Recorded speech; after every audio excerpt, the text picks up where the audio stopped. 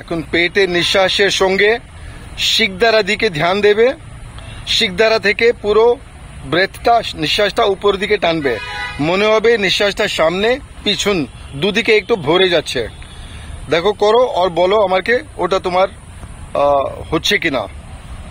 নিঃশ্বাসটা সামনের দিকে আর পিঠে দিকে মনে হবে পুরো ভরে যাচ্ছে। পদ্মা করো, একদম আরামে থাকো, পিঠটা সোজা রাখো, আরামে বসো, পেটটা একদম হালকা করে রাখো।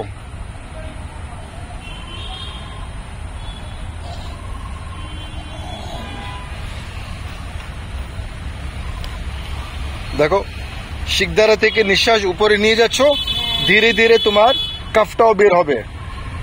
এতে আরো অনেক লাভ হবে, কারণ এটা তোমার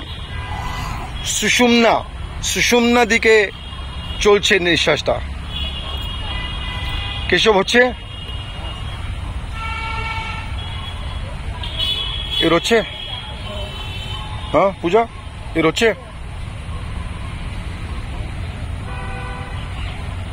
মনে হবে নিঃশ্বাসটা সামনের দিকে পিছন দিকে পিঠে দিকে দুটোই ভরে যাচ্ছে। মনে হচ্ছে সত্যি?